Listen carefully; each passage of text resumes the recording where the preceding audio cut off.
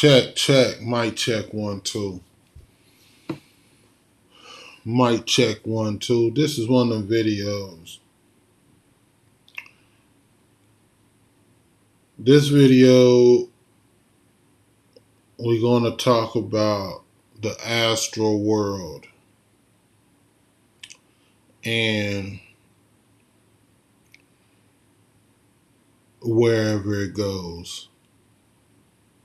Alright, so the channel was originally started.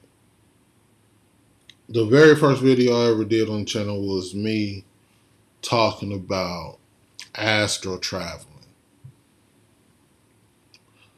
Since then, I got away from it a lot just because it seemed like it was always like once I start talking about it, then it's kind of like just crickets. And I'd rather have the primary content be something that more people could relate to or that more people just could find useful. And that's why I'm constantly always talking about manifestation, because everybody's trying to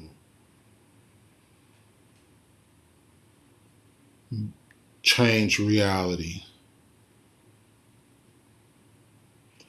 But anyway, so we're going to get into this astral world talk. If you want to stick around, then bear with me, because I'm not sure what the moral of the story is going to be, but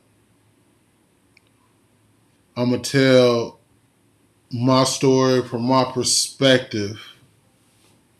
I can only tell things from my own perspective. So just bear that in mind. Because things that I say, I could say one thing, and then you can have your own experiences and it contradicts everything that I said. When we first start learning about things, we typically start learning from the outside looking in. So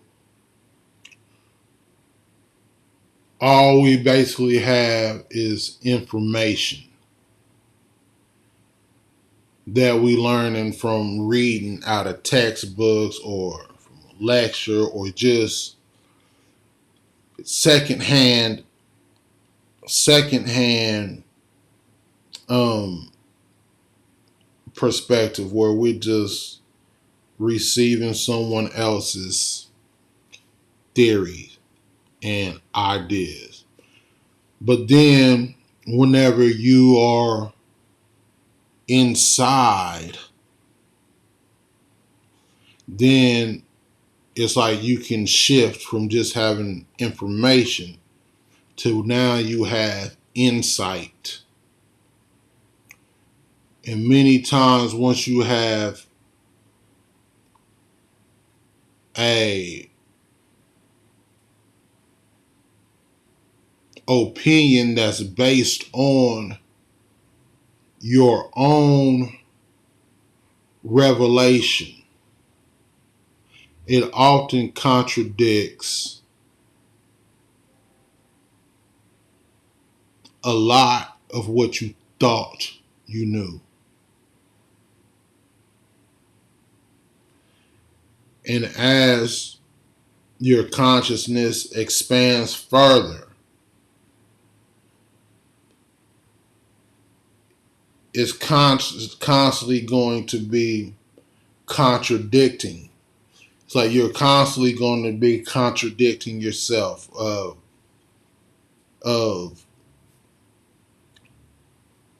what your perspective was. That's the process of evolution. Like, that is consciousness expanding your awareness. And if your point of view doesn't change, then are you really expanding any awareness if you still hold on to the same perception of what is? All right, with that said, let me hit this and we can get into it.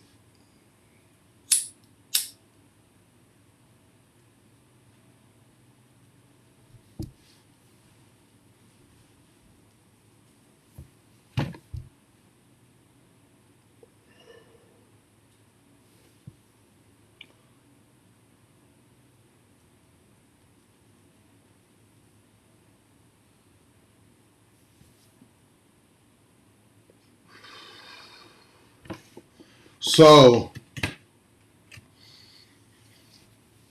I want to put some context to this. Once I start talking about the actual breakthroughs and different encounters and such, I don't know where it's going to go. So I want to start from the beginning. All right, just to give some background on what it is that I'm talking about, and so that you can better understand the perspective that I'm speaking from. All right, first, I don't want to get too caught up in terminology though, because, you know, I define things to be one thing and then you will see it and call it another. So,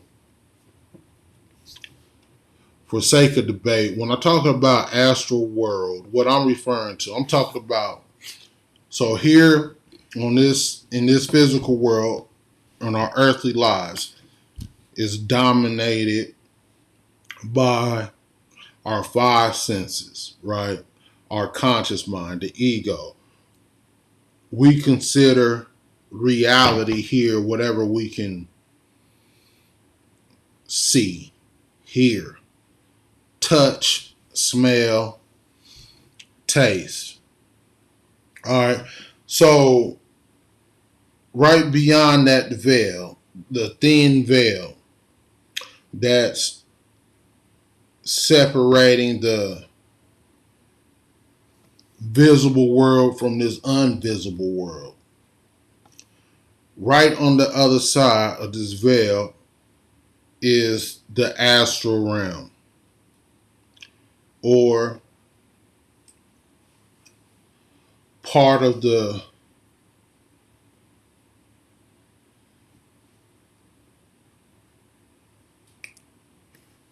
your reality that you are typically unconscious of.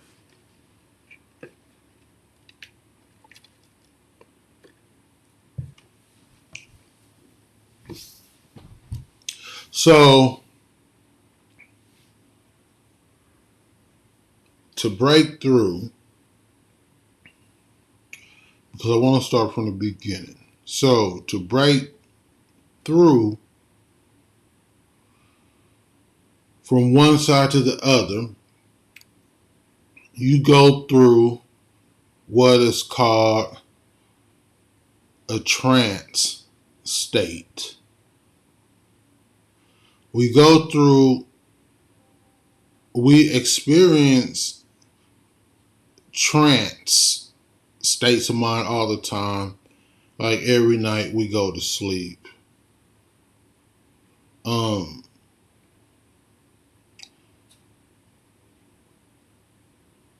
you probably heard before, like people say, you dream. You dream in the astral realm.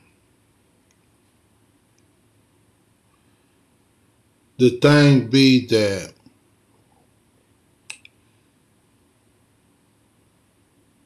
we only wake up, typically most people, we only wake up at best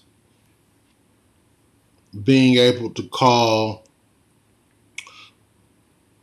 small fragment or little scattered pieces of what we experience in our sleep. It's good.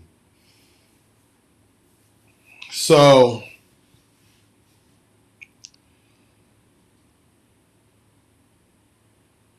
if you wake up, all right, so when I talk about a trance, think about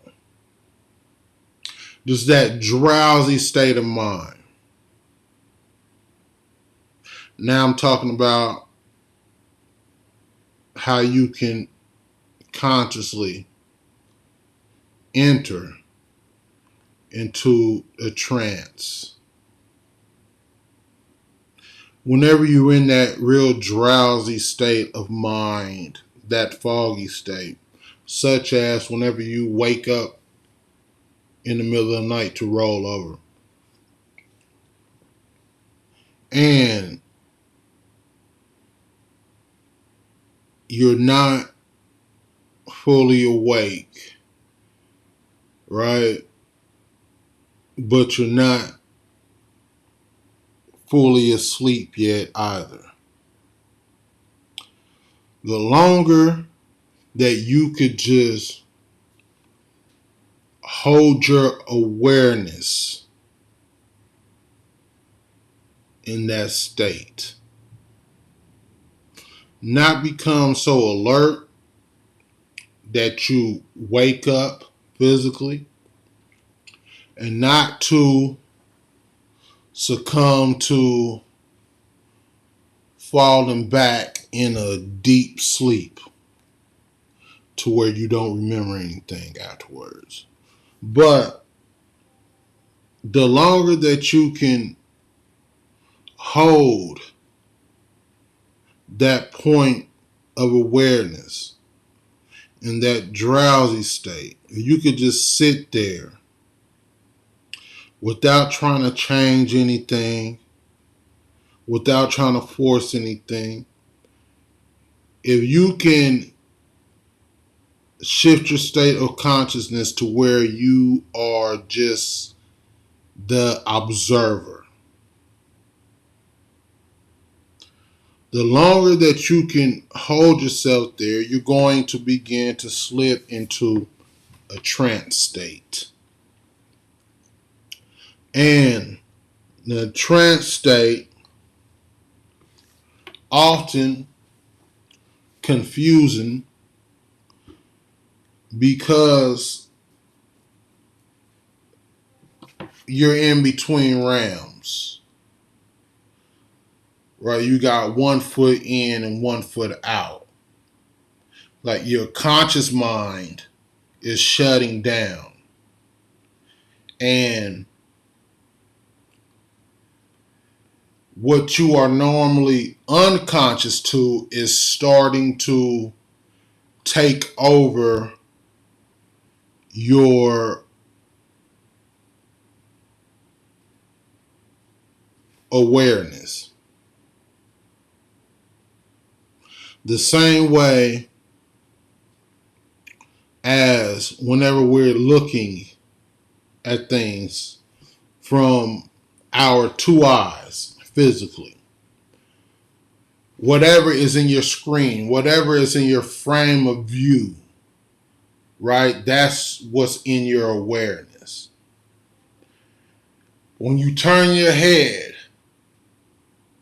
then something else fills that awareness.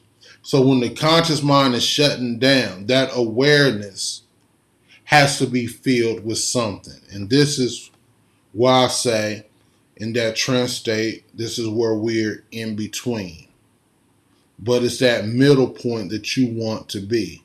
Not one extreme really or the other. Just the middle point is the gateway through. So through that trance is how you enter into the astral world.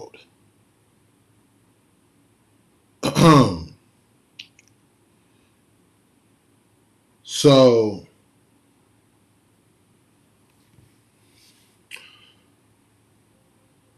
I'll tell a story. Yeah, I'll start here because, all right, yeah, I don't know where it's going to go. My first time, I've told this story some years ago. My first time breakthrough, my very first breakthrough. What happened was, I've always, since a little kid, I've always experienced having these sleep paralysis episodes. Always. And I always, so for those who may not know, so sleep paralysis is meaning whenever your mind is awake, but your body is still asleep. So essentially, you're awake, but you can't move your body. So typically, as soon as this happens, we panic. Like that's just a natural reaction, right? Because you can't move your body. So you begin to panic, or you start having hallucinations, or you see somebody in the room, or you thought you do, or you hear something, or you feel something, and somebody's standing over you and they're about to kill you, or it's typically dramatic and a negative experience. So one time I got to the point where I was like, fuck that. Next time I experience one of these sleep paralysis episodes, I'm not about to panic no more. Like, I'm not about to do all of that, and I'll just see what happens then. My whole idea was just to ignore it and maybe it'll go away. Just ignore it until I can move my body and get on up out the bed instead of tripping out every time. And it took a lot of years for me to get to that point to where something just told me, like, stop panicking, just chill. So that's what I did.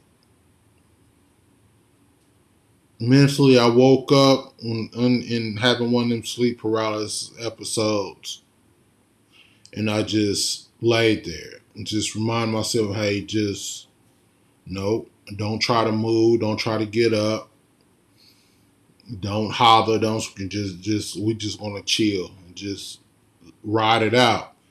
So what happened was, once I did that, once I didn't do shit, then shit started happening. That's a paradox. Once I did nothing, then everything started happening. It wasn't the hallucinations and shit as before and the little nightmares. It started by I started hearing something, started hearing noises, right? What was different? Like maybe like it's like a engine. I always said like a loud ass jet. Like this little sound, that noise, it just started creeping in and to the point where it just got loud as shit. And then it felt like I was physically feeling all these things. I started feeling myself. It felt like I was just shooting across the sky at 1,000 miles an hour. It got to the point, I mean, I could fucking feel the wind hitting my face, real uncomfortable. It felt like somebody was shaking my physical body, like somebody had their hands on me and just shaking me as fucking hard as they can, rocking back and forth. It was very uncomfortable. It was actually very terrifying to where after a second it was so intense, like I snapped out of it. I woke up. It was just damn near worse than the other shit that I was going through. And I'm talking about I was panicking and having the hallucinations and shit. But this was different. Whenever I woke up, I said, what the fuck was that? That's literally the first thing I said. I opened my eye. I said, what the fuck was that? Because this wasn't no dream. This was something different. All of my life, I ain't never experienced no shit like that. And I got up off the bed, and the first thing I did, I got on the computer and I started researching. The shit that I just experienced, I started researching, trying to see just any information I could find on it. Have anybody else experienced this? Like what it would. That led me to the whole astral projection thing. And shortly thereafter, like I think shortly thereafter, the next experience or two, I actually rolled it out and broke through. Um, the intensity level of it fades. It doesn't stay super intense like that. It faded away through time as I kept continuing this journey. Like today, if I'm to cross over, it's nothing like that. It's like it ain't nothing intense like that. That's called the vibrational stage that I'm explaining. That's what was super intense, not like that. That was my first time experiencing what they call the vibrational stage. Yeah, but nowadays, like the vibration is now it's almost like soothing. Like I don't know, I really can't explain that one, but yeah, anytime now, like I'm trying to cross over, then as soon as like the vibration set in to where now it's like it just feels like I can feel my body vibrating, just like buzzing, like nothing crazy. And that usually indicates that I'm soon as these vibrations, soon as they stop, then I know that I'm over.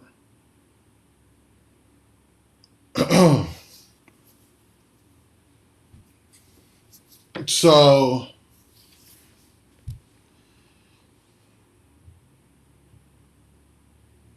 I want to talk about some things that you might expect to experience.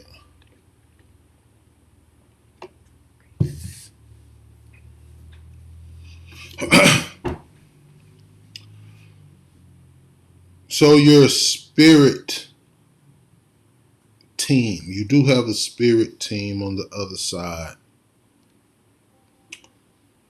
and they do help us.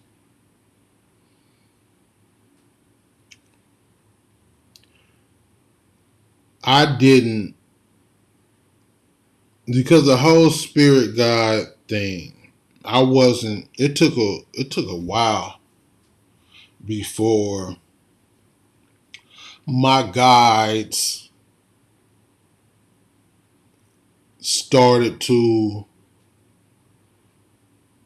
like work with me hands on, like made their presence known to me, and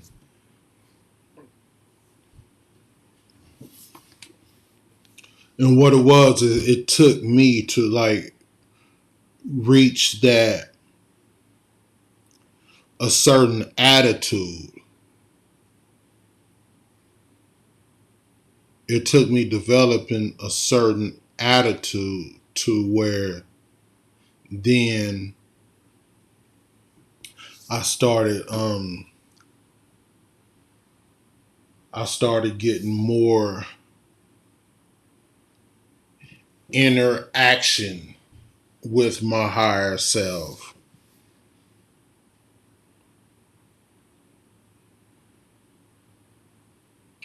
Um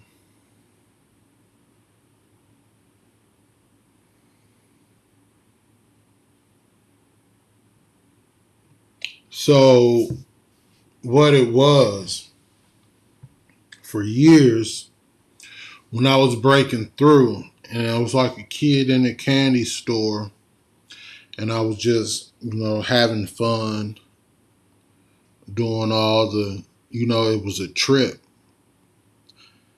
It was definitely a trip. At some point, I eventually hit a brick wall. And the brick wall kind of came out of boredom.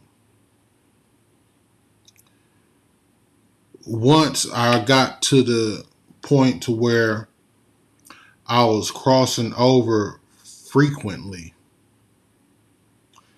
then it started feeling like, okay,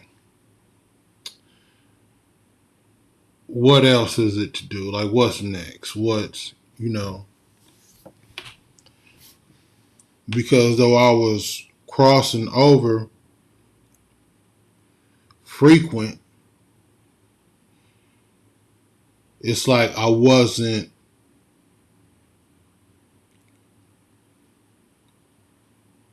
felt like I wasn't gaining any use out of it other than just a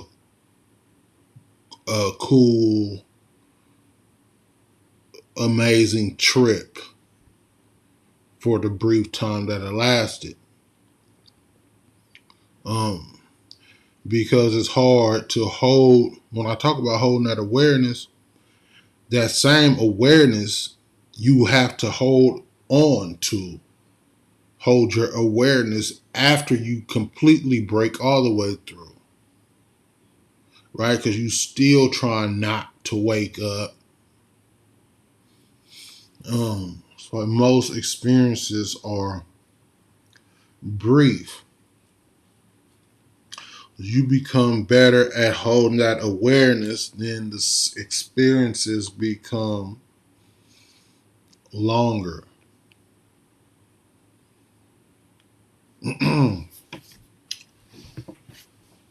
Though you don't really want uh long experiences though, because it's hard to remember shit.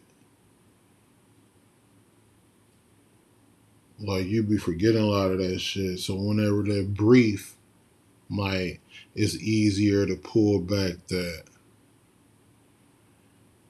data.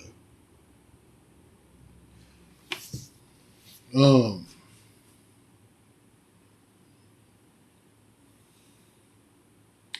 so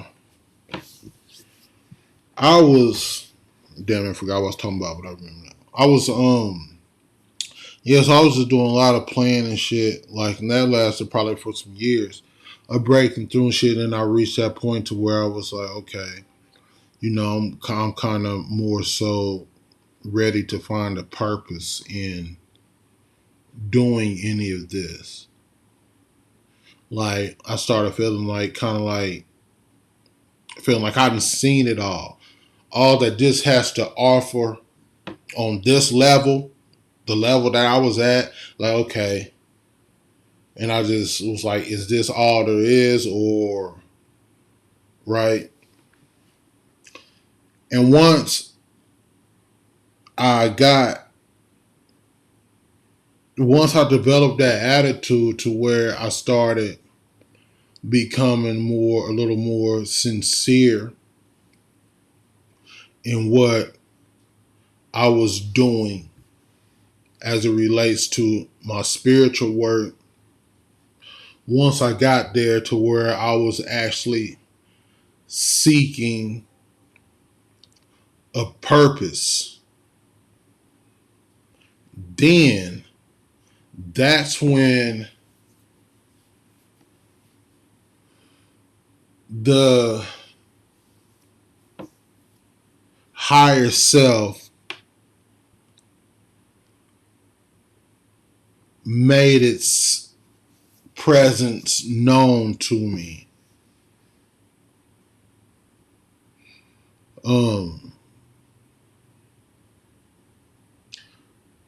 To be a little more specific. So I said I hit that wall to where I was trying to find purpose and all this, and this was like, or whatever. I think I just got bored with it. I started learning about the Akashic Records. I started reading about it, and it held my interest. Like it piqued. It really piqued my imagination. So I started practicing guided meditations and shit from YouTube about accessing your Akashic records, and I started doing different Akashic record prayers and shit. But it seemed like I really wasn't getting anywhere. And then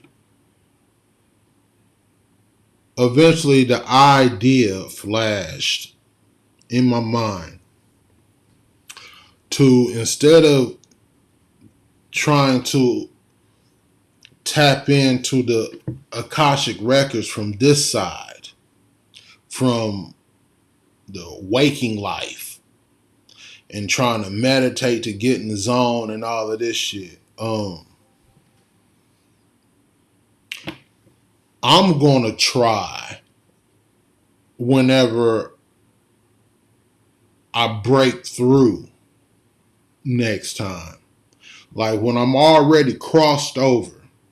Because I realize that a lot of these meditations and shit, most of it is just exercises designed to teach you how to break through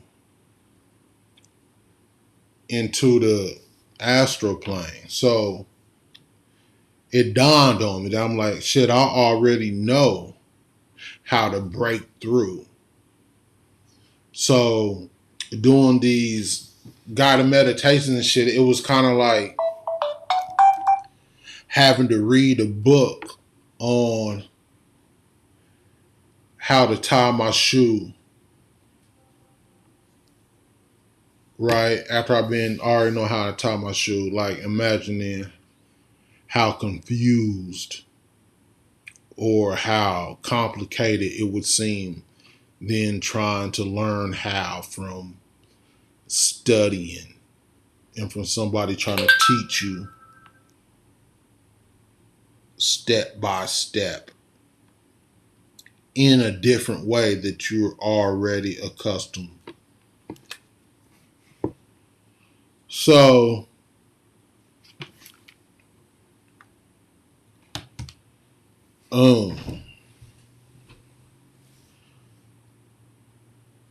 so whenever I would break through,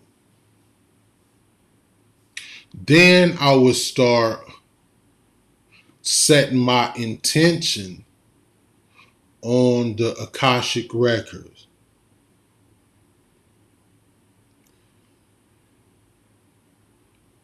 I hit the vibration stage one day. This is my first time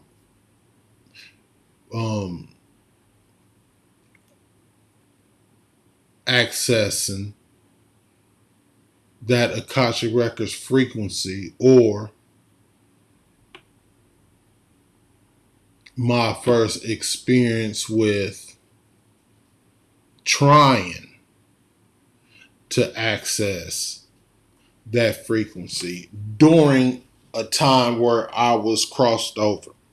So I felt the vibrations come on.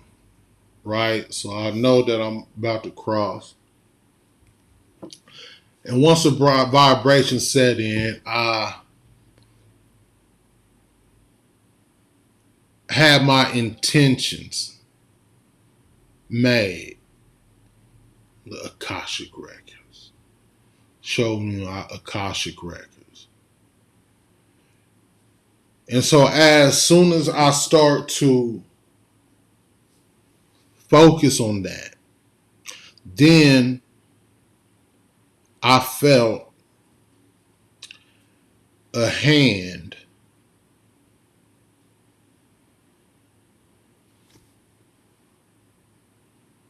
grab me by my foot. It wasn't startling or nothing like that. It was like in a very warm way. And I just felt a hand grab my foot and pull my spirit out of my body. I'm still laying flat on my back. And this hand, from my perspective, I'm in the air like this, lying flat on my back. And this hand, which I can't see, is pulling me, carrying me through the house. Carries me through the house, and then it stops at a wall. I looked at one of the wall. Of course, the house and shit looks different in this stage, but it stopped, and it was at a wall, and there was a hole in the wall, and then it was like gift paper coming out the wall, and inside of it was a book. So to give you some visual context, you know how when someone has like a Christmas gift or birthday gifts, when they put them in them bags, in them sacks with the gift paper in there, and in the middle they had the gift, so it was like that. But this was a hole in the wall with the gift paper in the book in the middle of it. And I'm excited, like, this is my Akashic Records. And I grabbed the book and I'm trying to read and shit, and did nothing come out of really anything from looking at the book itself, because that wasn't the enlightenment. So that's when the higher self, or my spiritual family, made itself known to me. It was like before all this time I was calling out, when I would be in them dreams and doing them experiences, I was calling out for God. Where's God at? Where's all these angels at and all this? Where's my spirit guides at and all of this? And wasn't nobody hollering, you know? But now I was like, oh shit, okay. Like now here you go. And and ever since then, it started off with just that, like a brief, just a feeling. And eventually it led to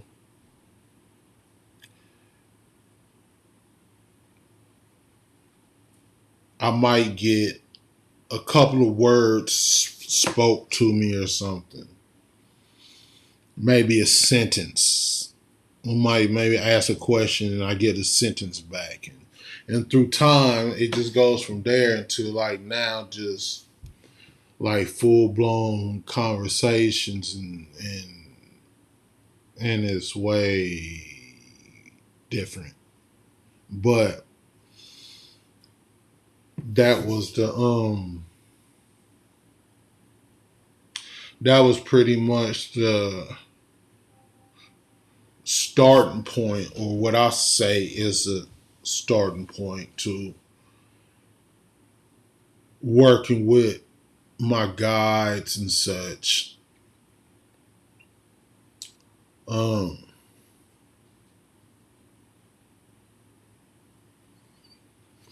Hold on. Oh shit. All right, so through time, what happened is I started being introduced to or encountering more and more of these different personalities.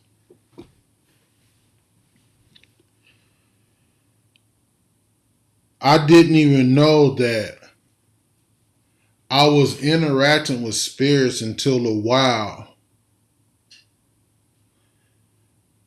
really dawned on me, because of the perspective that I have from what I've heard or been taught growing up.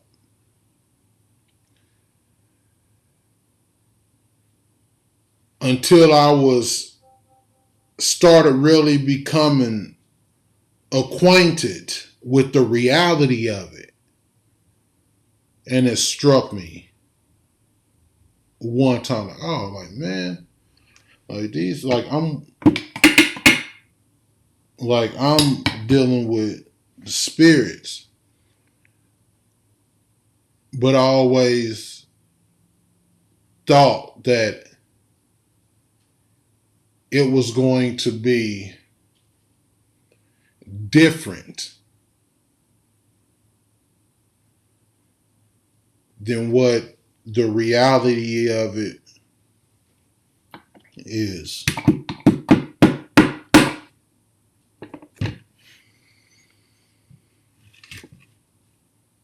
So, one question that most people ask be like, what if I encounter evil spirits,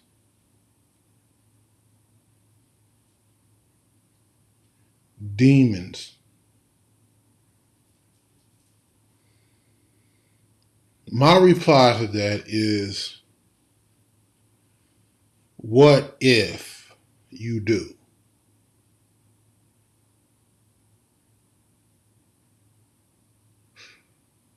We know, we actually know like very little. Talking about consciously, we know very little of what really is.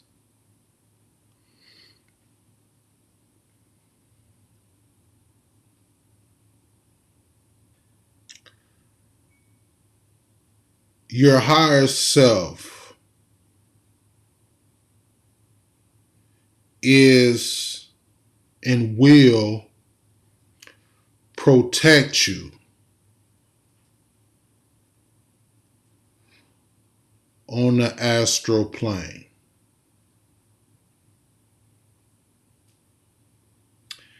And the one way that I came to be absolutely sure of that is when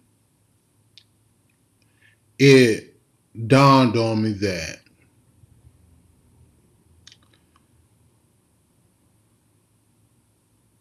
I don't know what the fuck to do, right? So all I know is that when I crossed over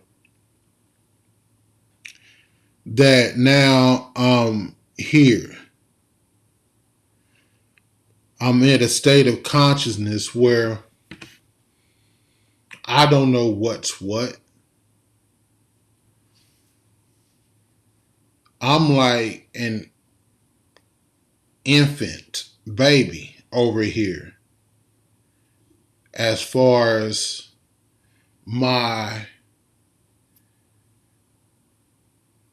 intelligence is concerned. This is why we have spirit guides, a spirit guide.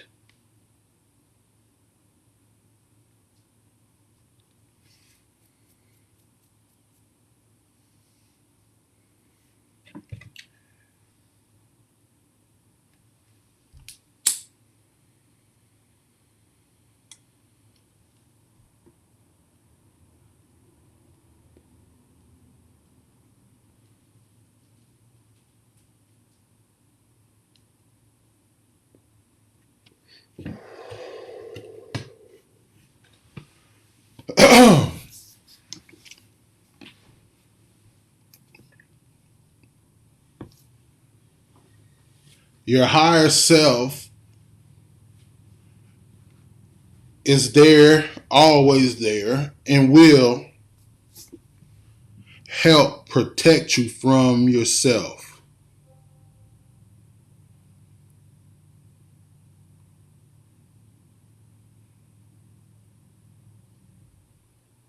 Not to say that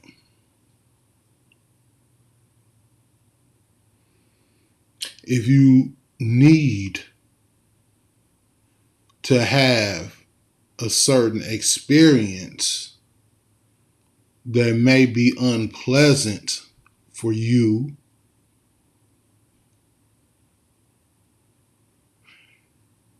it might and will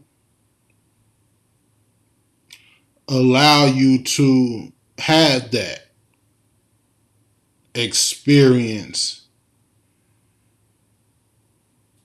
Sometimes, because sometimes a person learns best when it gets burned. Um, but oftentimes, from experience, I've been told no a many a times. I thought that this higher self thing was supposed to do whatever I say and how I say it. You commanded what you want and all of this shit that you read in these books. I remember the first time that I was experiencing some things over there, but as I was traveling, it felt like I was being carried somewhere and taken somewhere, but my vision was black. It was like I was had the sensations I could feel, I could hear, and all of that, but I couldn't see. And I commanded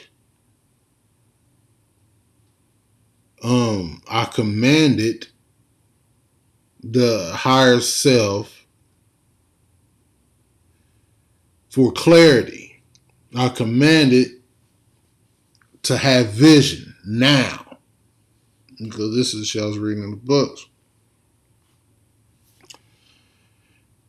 And he told me no.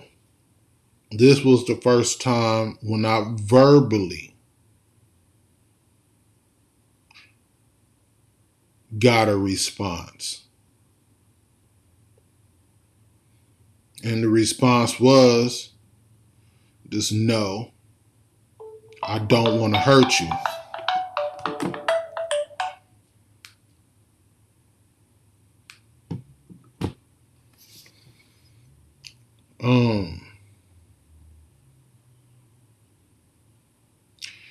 So protecting me from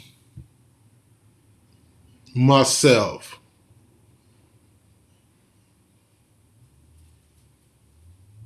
You have protection.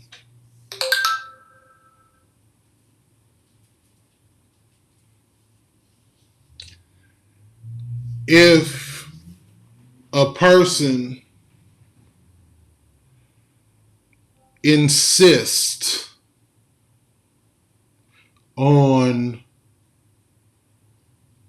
a revelation that they aren't ready for, and if they insist on it,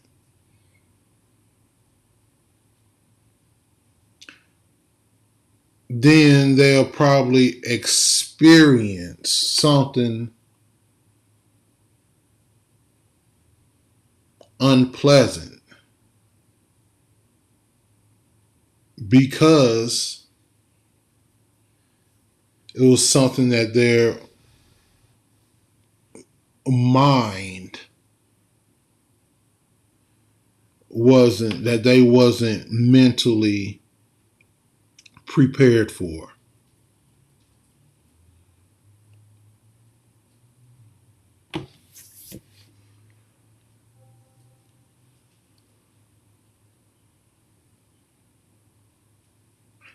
Anyway, I'm gonna wrap this up. It's almost an hour. I can't, like, it's too much. Like, that shit don't fit in one video.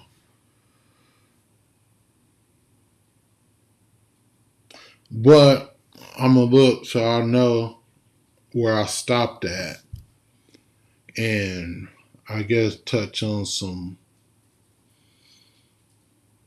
pick up from there and touch on some different shit um,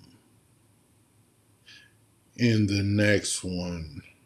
Well, part two or some shit. Make a series or something. And this shit is never ending. Anyway, I'm gonna leave it at that for now. I'm out.